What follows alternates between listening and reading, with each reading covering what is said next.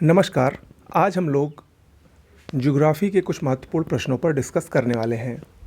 पहला प्रश्न है, अरल सागर निम्नलिखित में से किसके मध्य स्थित है? अरल सागर एक झील है। ये एशिया में कजाकिस्तान और उज़्बेकिस्तान इन दोनों की सीमा पर स्थित है। ये प्रश्न कई बार पूछा गया है कि अरल सागर की सीमा कौन बनाता है, तो कजाकिस्तान और उज़्बेकिस्तान। ऑप्शन ए इसमें सही होगा। अगला प्रश्न है, निम्न में कौन सुमेलित नहीं है?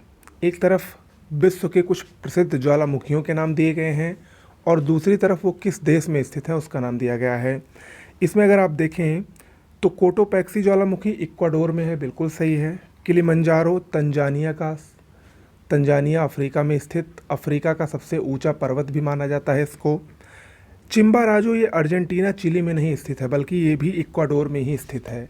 तो यहाँ पर चिम्बाराजो ही सुमेलित नहीं है और वेसुवियस इटली में है, ये भी बिल्कुल सही है।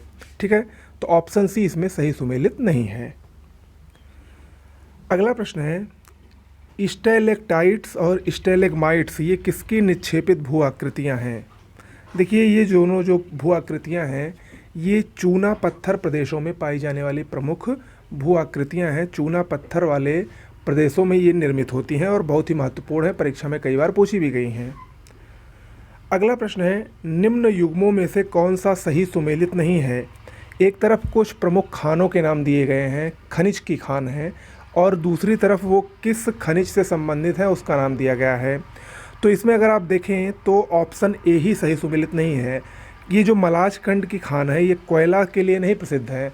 मलाज खंड की खान ये तांबा उत्पादन के लिए बहुत प्रसिद्ध है, मध्य प्रदेश में स्थित है। शेष तीनों सही सुमेलित हैं।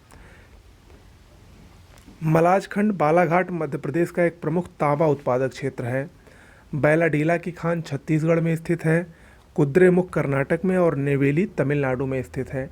और ये जो चारों खाने हैं ये बहुत ही महत्वपूर्ण हैं परीक्षा की दृष्टि से। अगला प्रश्न, निम्न दर्राओं का पश्चिम से पूर्व की ओर सही अनुक्रम क्या है? ये दर्रे हैं। दर्रे क्या होते हैं? पहाड़ी मार्ग होते हैं। पहाड़ पर जो आवागमन के प्रमुख हमको मार्ग प्रदान करते हैं उन्हीं को दर्रा कहा जाता है। तो ये दर्राएं आपको पश्चिम से पूर्व में लगाना है कि कौन सा क्रम इसका सही है। देखिए, अगर आप जोजिला दर्रा को देखें तो जोजिला दर्रा जम्मू कश्मीर में है। उसके बाद सिपकीला दर्रा, फिर लिपुलेख दर्रा और फिर नाथुला दर्रा। यानी पश्चिम से पूर्व की तरफ चलेंगे तो जम्मू कश्मीर, हिमाचल प्रदेश और उत्तराखंड और लास्ट में सिक्किम। ठीक है, नाथुला दर्रा सिक्किम में स्थित है। इसमें ऑप्शन सी एकदम सही है। ओके, वही इसमें दिया गया है। अगला प्रश्न है, भारत में पूर्व की ओर प्रवाहित होने वाली नदियों का उत्तर से दक्षिण की ओर सही क्रम क्या है? भारत में जो पूर्व की तरफ नदियां प्रवाहित होती हैं उनका उत्तर से दक्षिण की तरफ जो क्रम है वो ऑप्शन ए एकदम सही है। महानदी ये उड़ीसा में बहने वाली नदी है, मुख्य रूप से उड़ीसा में बहती है। गोदावरी नदी ये महाराष्ट्र से निकलकर ये जाके आंध्र प्रदेश में डेल्टा बनाती है। कृष्णा नदी ये भी आंध्र प्रदेश में ही बहती है। पेन्नार कृष्णा और कावेरी के बीच में बहती है और कावेरी नदी सबसे दक्षिण में बहती है। ये मुख्य रूप से तमिलनाडु में बहने वाली नदी है। कर्नाटक से इसका उद्गम होता है। ओके, तो इसका सही क्रम यही है, ऑप्शन ए इसमें सही है। अगला है, भारत में मृदा विस्तार का सही अवरोही क्रम क्या है? यानी भारत में कौन सी मिट्टी सबसे ज़्यादा पाई जाती है और कौन सी कम पाई जाती है, इसका आपको अवरोही क्रम बनाना है, यानी बढ़ते से घटते क्रम में। तो आप सभी को पता है कि भारत में सबसे ज़्यादा पाई जाने वाली मिट्टी है जलोढ़ मिट्टी, जो कि लगभग 43% एरिया पर भारत के पाई जाती है। जलोढ़ मिट्टी के बाद भारत में सबसे ज़्यादा पाई जाने वाली मिट्टी है लाल मिट्टी। जलोढ़ मिट्टी के बाद लाल मिट्टी, लाल मिट्टी के बाद काली मिट्टी और काली मिट्टी के बाद लेटराइट मिट्टी। यानी इसमें ऑप्शन भी सही है। मृदा विस्तार सबसे अधिक जलोढ़, फिर लाल, फिर काली और फिर लेटराइट मिट्टी का है। अगला प्रश्न है, मैकाले पहाड़ियाँ, मैकाल जो पहाड़ी है ये क्या है? देखिए, जो मैकाल पहाड़ी है ये अवशिष्ट पहाड़ियाँ कही जाती हैं।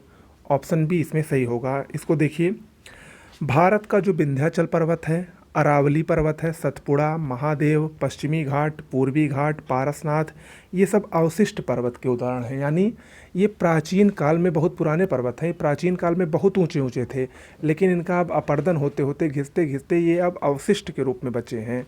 और ये जो मैकाल पहाड़ी है ये सतपुड़ा श्रेणी का ही भाग है, सतपुड़ा को ही मैकाल पहाड़ी कहते हैं, तो इसलिए ये भी क्या है, एक अवशिष्ट पहाड़ी है। ओके, अगला प्रश्न है, यदि भारत की कर्क रेखा के स्थान पर विषुवत रेखा होती, कर्क रेखा यानी 30.5 डिग्री जो नॉर्थ है उसके स्थान पर मान लीजिए विषुवत रेखा यानी 0 डिग्री होती या भूमध्य रेखा होती, तो जलवायु पर क्या प्रभाव पड़ता है। देखिए, आप लोग अगर पढ़े हैं तो उसमें आप जानते हैं कि जो विषुवत रेखीय देश हैं या जहाँ पर विषुवत रेखा जाती है वहाँ पर गर्मी भी बहुत होती है और वहाँ पर बारिश भी बहुत होती है। तो यानी अगर भारत में भी यही कंडीशन होती तो भारत में भी अधिक ताप और अधिक वर्षा होती, तो इसमें ऑप्शन बी सही होगा। ओके, यदि भारत की कर्क रेखा के स्थान पर विषुवत रेखा होती तो यहाँ की जलवायु विषुवत रेखीय जलवायु के समान होती, और विषुवत रेखीय जलवायु की सबसे बड़ी विशेषता यही है कि वहाँ पर अधिक गर्मी होती है और अधिक वर्षा भी होती है। अगला प्रश्न, नदी और उसके उद्गम स्थल के संदर्भ में निम्न में कौन सही नहीं है। यहाँ पर कुछ प्रमुख हिमनदों का नाम दिया गया है और उनका उद्गम कहाँ से है। जैसे यमुना नदी का उद्गम बंदरपुछ से है, बिल्कुल सही है।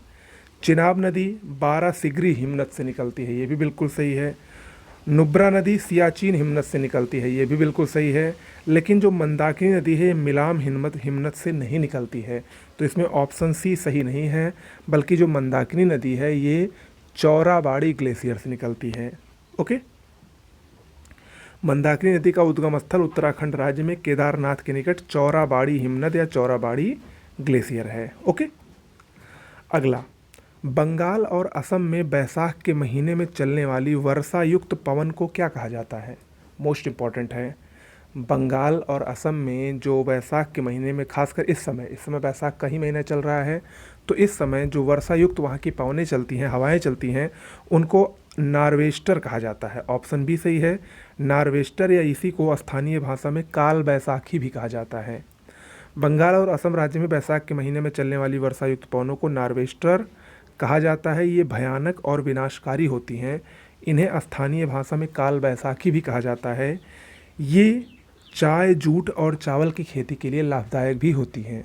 ओके, तो कुछ इनका फ़ायदा भी है और कुछ इनका नुकसान भी है। तो आज के लिए इतना ही, इतना प्रश्न आपको जो मिल रहा है। देखिए, ये जो डेली हमारी टेस्ट सीरीज़ चल रही है, लगभग आज ये 31वां 32वां टेस्ट सीरीज़ है, तो ये आपको बहुत ही महत्वपूर्ण प्रश्न प्रोवाइड करा रहे हैं। ऐसा नहीं है कि आप इसको इग्नोर करें, पूरा देखिएगा, 2 ही 3 मिनट का काम रहता है, अच्छे से देख के। और अगर इस क्वेश्चंस को आप नेग्लेक्ट मत करिए, हो सकता है ये क्वेश्चन आपके सीधे सीधे परीक्षा में मिल जाएं, क्योंकि जो इम्पोर्टेंट प्रश्न ही है उसी को मैं आपको करवा रहा हूँ। साथ ही डेली करंट अफेयर्स के कुछ महत्वपूर्ण तथ्य आपको जल्दी मिलने लगेंगे, उसकी PDF भी तैयार हो रही है, बहुत कुछ आपको मिलेगा। चैनल को सब्सक्राइब कर लीजिए। नमस्कार।